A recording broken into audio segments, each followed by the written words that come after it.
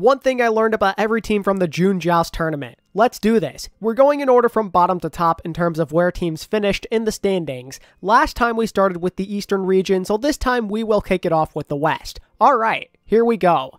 The Vancouver Titans. You seriously might not win a game this year. In all fairness, this team played 4 teams who qualified for the knockout round, so you would expect them to get crushed every single game, but still, they lack any sort of real fight. A fair amount of the NA teams have been performing fairly well this year, so it's hard to see the Titans even beating the low to mid-tier teams. As of right now, I would say the most winnable game on their schedule is the London Spitfire. But they don't play them until the final week of the season. I suppose they could maybe defeat Paris in the coming weeks, but they're starting to improve drastically, and the Titans already lost to them once before, so I don't know. So overall, the Titans, they're kind of just not in a good spot. Teru, I think he showed great promise during the June Joust, but they need a whole lot more if they intend to win a game. The London Spitfire. Contender success isn't everything. Coming into Season 4, it seemed as if the Spitfire had a chance to give a team a scare every once in a while, even if they didn't beat them. A whole bunch of these players earned a fantastic reputation thanks to their dominant streak in contenders, but clearly, success before the highest level won't always mean guaranteed results. It's like when you see the top college football or basketball prospect struggle after getting drafted. Outside of that Florida game, they couldn't really make any real progress or make their matches competitive. Much like Vancouver, I can't entirely blame them. When you consider that most of their games were against solid teams, you can only look down on them to a certain extent. But that's the thing, right? Pretty much every team in North America is clearly superior.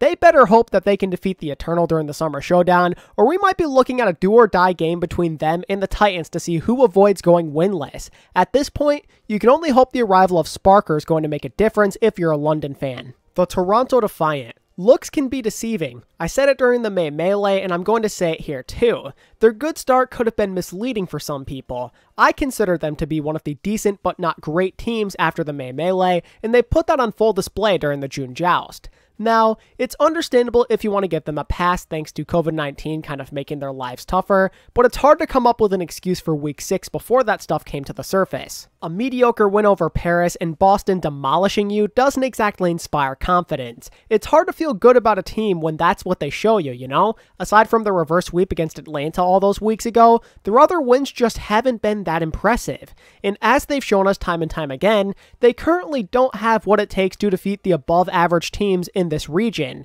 This roster has promise. A lot of these guys have crazy high potential, and they have a great coach. Clearly, they have a lot going for themselves, but they can't ever piece it all together during the matches that truly matter. They seemingly have become the new gatekeepers of the West. If you can beat them, you're probably around average to above average. If you lose to them, though, it's time to get back to the drawing board. Something just feels off with this group right now, and this was before COVID struck them. I don't entirely understand what they're lacking, but hopefully they figure something out. I'd hate to see all of that potential go to waste. The Florida Mayhem. You aren't as ready as I thought. Quick disclaimer, this could have been a bad meta for the Mayhem. It's also important to remember that their strength of schedule was not very easy. They legitimately could bounce back with authority during the Summer Showdown, but even so, they deserve some criticism for failing to get it done this time. They showed during the May Melee they were more than capable of defeating high-level teams. So what's the deal now? Getting outplayed is not the best look. The good news, though, is that the only real game they got crushed in was against Washington. There's reason to feel confident that eventually they are going to shake it off, but in the grand scheme of it, there still is room for concern. It's pretty clear that they are weaker without their Tracer and Reinhardt picks available to them.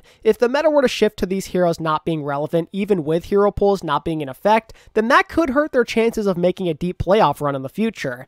Definitely a team to monitor in the coming months. The Washington Justice. No Decay, no win. The armchair analysts were right. Just play Decay, forehead. Washington were a completely different team when he played when comparing their first week to their second week of games. In all fairness, this team as a whole showed a lack of understanding in this meta during their first week. Nobody was playing particularly well. Them gaining a better general understanding is a huge factor in their major rebound. But the real story has to be Decay. I don't think I need to tell you the difference between when he was in the game versus Jerry. There was so much more playmaking potential with Decay in the lineup. I can understand why the Justice may have felt reluctant to play him at the time. Reaper and Ash, they're not heroes that he specializes in per se. Those are characters that maybe felt like they belonged a bit more in Jerry's department. But honestly, even if these characters are not his best, Decay should probably still be in the game at all times. Decay gives this team the best possible chance of winning on a night-to-night basis. He is one of those guys who has otherworldly levels of impact on the game. Hopefully the Justice learned their lesson. Keep Decay in if you want to maximize your chances of winning. Given how well they played against Florida and San Francisco the other week, we should all give them a pass for their rough start. In all likelihood, they'll be fine. The Paris Eternal. Maybe you can improve. As somebody with very low expectations for this group coming into the year, I didn't see them getting much better. Their roster just felt so much weaker than 3/4 of the West. My mentality was they would get crushed almost every game. But no.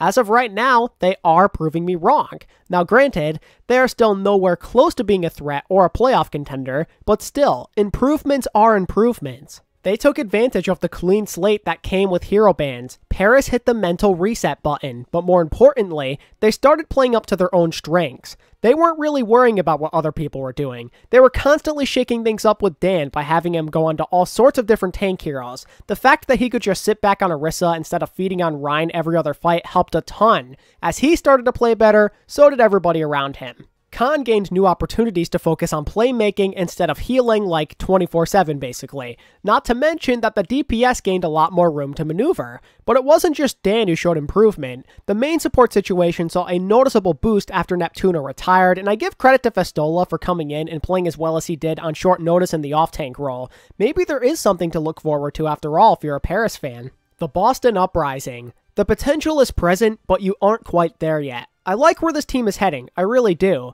but they couldn't quite deliver in the way they were hoping to this stage. They appeared to be one of the stronger teams in the early development of these hero pools, but as time went on, they slowly but surely lost their grip. It makes you wonder if they just got lucky with their matchups during that first week, because that dominance was nowhere to be found afterwards.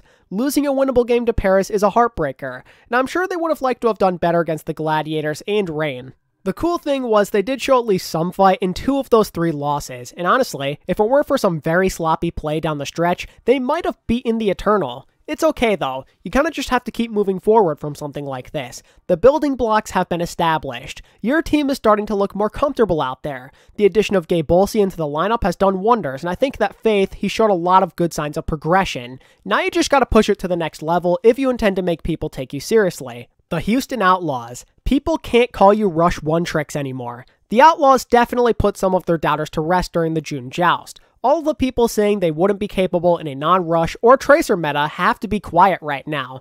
Their stars were still balling out, and I think that the addition of Dreamer was a welcome one. I myself am pretty much on the Outlaws believer train at this point. Well, at least when it comes to the qualifiers. They have proven they are a favorite to make the knockouts every single stage. But where people may continue to not take them seriously is when they actually get to the knockouts. 2 3-0s at the hands of your Texas rivals has to hurt. It is understandable to think that you would probably do better had you matched up with literally anybody else, but these types of losses show you that the Outlaws aren't true contenders just yet.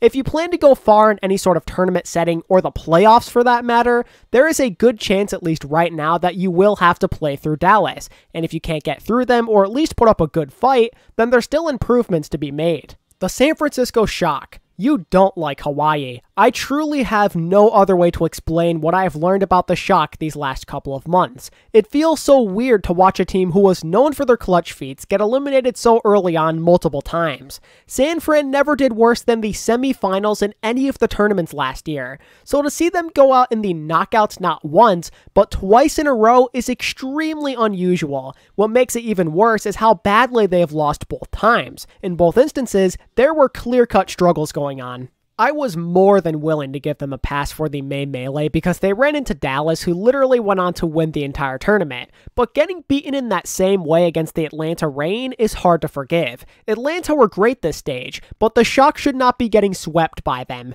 Losing that badly with a chance to go to the tournament 2 times in a row is unacceptable for a team of this caliber. Say what you will about them losing a few players during the offseason, but they still primarily have the same core. There's no excuses to be made. The Shock are not at the top of the food chain anymore. Choking has become more of a possibility. They'll have to work harder than they ever have before to get back to their previous level. They're in a perfectly fine spot when it comes to competing in the playoffs this year, but how trustworthy they will be is kind of up in the air. The Los Angeles Gladiators. Maybe there's still hope for you after all. While their efforts ultimately weren't enough to make it to Hawaii, they bounced back in the exact way they needed to. An undefeated qualifier is a major step up, and I give them credit where it's due. I called out the Tanks for not being good enough during the May Melee, and they stepped it up. Space and Muse definitely showed signs of life, and Skewed, he showed some promise on the Brigitte as well, which helped compensate for Moth not being as impactful as he could have been at times. But I still have questions that need answers.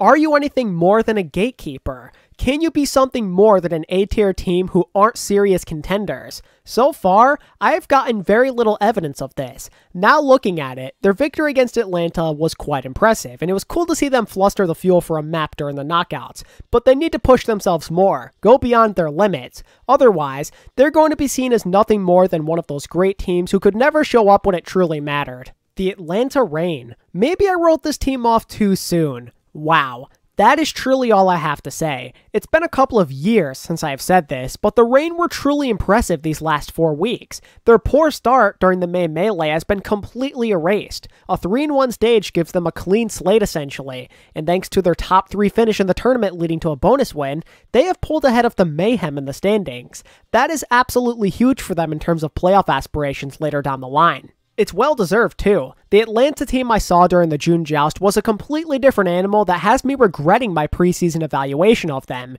Even some of the most stubborn coaches can change if you give them the right help. We are seeing that play firsthand with Unter joining Atlanta. The team that once seemed incapable of adapting mid-game and clutching out big wins against good teams has seemingly turned a new page. The big wins over the Shock and Outlaws, plus pushing Dallas as hard as they did, is very impressive. And it was the manner in which they were doing it which truly stands out. They're showcasing, dare I say it, versatility?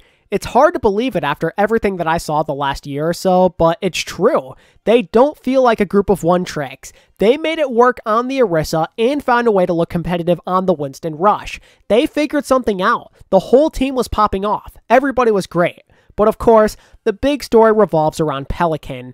There is no way this team performs as well as they do without him. The guy was unconscious on Echo this month. While I'm not 100% buying into this team quite yet, I am absolutely going to have to give them more respect heading into the Summer Showdown. After all they accomplished and how good they looked as an entire unit, I gotta give them the recognition they deserve. Now it's time to be this good consistently though. If they can manage to have another good qualifier after this one, it might be time to start thinking of them as a dark horse playoff team of some sort. The Dallas Fuel. Meta changes aren't a problem for you. Dallas built upon their success in the May Melee with yet another strong showing during the June Joust, and it came through the meta evolving thanks to hero pools as well. Tracer, Sombra, and Rein all played a role in their previous success, but they adjusted without much of an issue when they were gone. They quickly discovered the power of the Winston Rush, and they perfected it. Fearless was just as impactful as the previous stage on that signature Winston of his, but there's bigger stories to follow than his. For one, the Dallas DPS have continued to shine.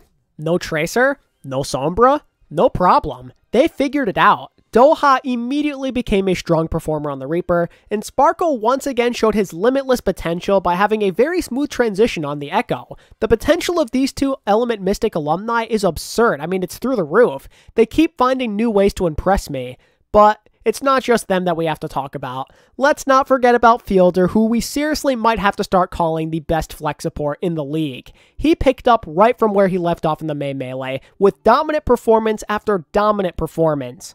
Say what you will about him playing Moira, skillless hero, blah blah blah, haha funny, but you have to admit that his impact on her was greater than anybody else's. The rate at which he was charging Coalescence was not realistic. I mean, just stupid. You want to know what his average healing per 10 was on that hero during the entirety of the June Joust? 24,000. Yeah, he did 24,000 plus healing every 10 minutes. That ain't right, guys. It's clear that Dallas have what it takes to adjust as the meta evolves and changes. Rush is incredibly smart, and he's working with some very bright individuals who are fast learners. Dallas should be in the running for every single tournament. They came up short in the June Joust, but just barely. It took 7 maps and a whole lot of counterplay to take them down, and they nearly made the adjustments mid-game on Wrecking Ball to prevent that comeback. There's really no shame in losing the way they did. The Dragons are a respectable opponent who also happen to be incredibly fast learners. Dallas still get 2 bonus points at the end of the day though, so you take that if you're Dallas. Plus, they were dominant in the knockouts and every other tournament game leading up to this finals. I'm sure this loss is going to be a learning experience and motivator for this bright and amazing group. Now on to the East. The LA Valiant. You aren't good enough. Yeah, I'll be honest, it was hard to think of a creative phrase. There's not much to talk about, you know? Literally no progress whatsoever has been made. You took a map and you tied one. Congrats. They haven't even come close to winning a game. Every single match feels the same. You don't even need to watch to know they're going to get 3-0'd probably 75% of the time. There's some potential with their DPS, sure, but that's about it. I have nothing else to say because there's nothing to talk about. Let's move on. The Guangzhou Charge. You could use another hit scan. I enjoy watching Eileen as much as anybody else, but to me, it seems like the Charge are severely limiting what they can run effectively. If you're going to play Reaper Echo because it's the meta, then sure, that's totally fine to run double flex DPS. But when you desperately need an expert McCree, Widow, or Ashe, this lineup becomes a bit less effective. No disrespect to Eileen, he's shown he can play just about anything, but he's clearly more comfortable on like the projectile characters and Reaper. It results in this situation where Guangzhou are being forced to run Genji and Doomfist when it might not always be the best idea. They've shown success with these comps, but nothing has come consistently. We get it in spurts. It sucks that Myke Lee has not been a great option for them so far. They could really use his help. I guess he's still a bit too raw though, and that is why it might be a good idea to sign a veteran from free agency or maybe a more well-established player from contenders. There's been plenty of rumblings that Godspeed and the Spark will be parting ways very soon, so maybe the Charge could consider giving him a shot. If the Charge can make a move of some sort at that hit scan position, that would make them a bunch more versatile. They need something to push them over the top so they gain that consistency they desperately have been craving. The Chengdu Hunters. Lack of Wrecking Ball still seems to bother you. It might be a new season, but this franchise continues to have the same struggles. Now, it could have just been a bad meta for them. That is legitimately a possibility. But regardless, from my point of view, they felt considerably weaker when forced onto the slower-paced Orisa compositions. They enjoy embracing the chaos, but it's a bit difficult to do so in this type of meta. They pulled it off when they ran into Philly, but that's because the Fusion at the time had no clue what they were doing. As soon as they took on someone more competent, they had a much harder time. Even when they were winning, it was still a pretty close call. It's just like old Chengdu from Season 2. I get the same types of vibes. I'm hoping it was just the hero pulls that threw them off though. I'm going to give them the benefit of the doubt for now because most of their games still were pretty close. What ended up being a 1-3 qualifier very well could have been 3-1. But if they struggle in the Summer Showdown, then it might be time to hit the panic button. The Philadelphia Fusion. You enjoy causing pain. Oh, Philly, will you ever cease to find new ways to disappoint your fan base? While it doesn't quite compare to all of the second place finishes over the years, I would say not even giving yourself a chance to compete in a tournament has to hurt as well, especially when it comes in such a stupid way. All they needed to do was sweep the Valiant and they were in the knockouts. Even after their terrible start in that first week, they still had a chance, and yet they found a way to blow it. They literally swept the harder opponent in the Charge earlier that week, but then chose to fall flat at the hands of the Valiant? Of all teams to choke against and drop a single map, you pick the Valiant? I can't even begin to imagine what it feels like to support Philly. I mean, I don't even support this team and I'm frustrated. I'm guessing you guys probably feel more frustration than disappointment in this kind of situation. Like, if you lose a tough game to a really good team, it's probably not the end of the world. You got outplayed. What can you really do? It's completely different when you let the worst team in your region and possibly the league be the ones to stop you. A team that averages 1 map win a stage was the reason you couldn't qualify for the knockouts? No offense to my Philly fans watching, I mean you no harm, but that's kind of pathetic. That is such a terrible way to go out. What makes it hurt even more is the manner in which it happened. It's not like it was a super crazy map. The Fusion got full held. They got full held by the Valiant. How does that happen? In what world? Philly need to wake up, ladies and gentlemen. They gotta get serious, and they have to do it now. There's no way a team with all of this talent should be missing out on multiple tournaments consecutively. The Fusion better hope that the arrival of Funny Astro and Poco give them some needed motivation, or this could be a long and painful year. The Seoul Dynasty. You are consistent, but not in the good way. I give Seoul credit. So far, they've been steady. They're not all over the place compared to last year. That in itself shows you that this team has grown and improved since making the finals last year. 2 3-1 qualifiers in a row is the consistency you are looking for as a Seoul fan. They're stabilizing a bit. And something cool is they're learning quickly from their mistakes. They feel more willing to change their strategy and philosophies when things start to go south, as seen with how they played after their first loss to Shanghai. That's really good. They're starting to break out of some of those stubborn habits. But that's not the only way in which they're consistent. Apparently, they're consistent at failing in the clutch as well. Seoul are basically suffering in the same way as Houston and the Shock currently. They do what is needed to qualify for a tournament, but then lose the most important game. They can beat some good teams, but they're too easy to get a read on. It's all about profit and fits for the most part. Seoul depends way too much on their DPS to carry. Somebody else has to step it up. I'm looking at you, Gesture. I'm looking at you, Animo and Creative. They have to do more as a team, and in Gesture's case, he's got to stay out of trouble when he plays that Winston. When Profit and or Fitz get shut down or can't do enough on their own, Seoul gets put in a really bad position. It's up to this roster to make more plays as a team if they plan to take that final step and become a contender.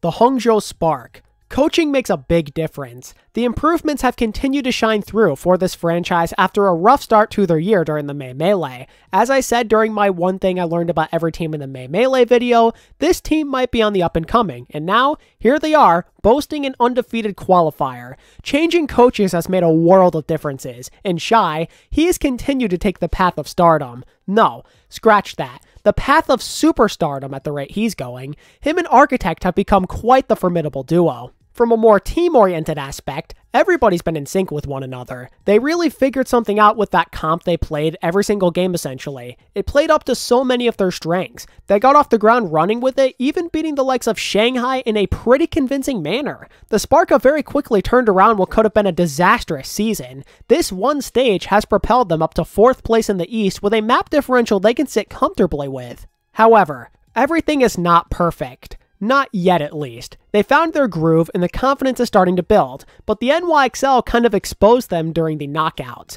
When that comp of theirs suddenly failed, everything fell apart. The step they have to take now is improving upon their flexibility, that way they'll be prepared next time they're in this situation.